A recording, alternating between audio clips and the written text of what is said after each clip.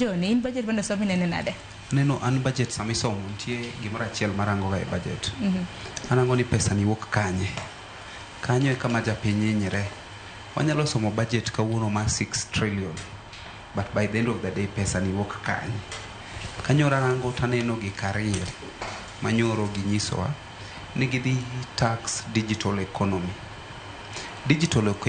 sami we digital economy mano iwuoyo e youth direct nikech digital economy mostly 70% mag joma ni e mbui kata digital economy gin ojende to gin rowere koro kanyo manyora winjo digital economy gidhi tax manyiso ni rowere kata content creators gimane wagoyo last year cha emanyo chalna kendo duogo taxation moro manyo giwuoye ni gidhi tax middle enterprises, small and middle enterprises.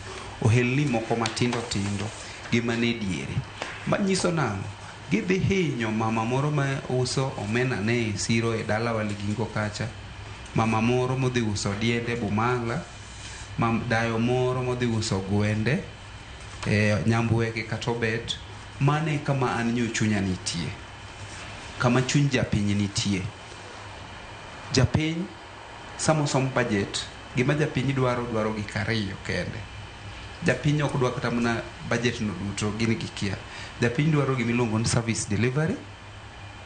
Mako dhi hospital to yudo ya ichiedhe odok dala. Japiny dwaro ni nyathi kodhi e school to school infrastructure ma school olosi. Nyathi bete class maber. Japiny dwaro kochopo sa timo penj to nyathi ochulne school fees gi government. So and mane kama nyo chunya nitie. Chunya niyo nitie kama government dhi gole pesano. To bende pesano gidhi ma japiny. Mane penjo manyo ano. To duoko na nyo en pesano gidhi hinyo japiny.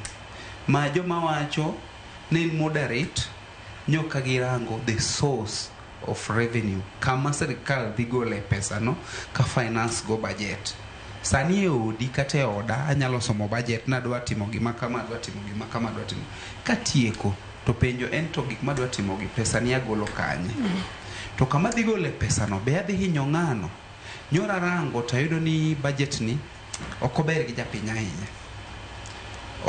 japiny ahinya ma kapok wachopo kama ne wachopo e chato nitie fuonde moko monego rangi to matimre nikech ang'o matimre nikech ok watim proper public participation marwagi watimo gi atima juju nimi mondo miwa nikech ni constitution itime kipenjo rowere mane gweng kata jo boda mane gweng to be public participation ne giwinjo ni timo to gibro wacho ni ma finance ma budget ni ka giwinjo ni timo to nitie gima nyomba di timo nyoko dwa ni wachop kama ne wachopecha e gimo miyo budget no nyon moderate.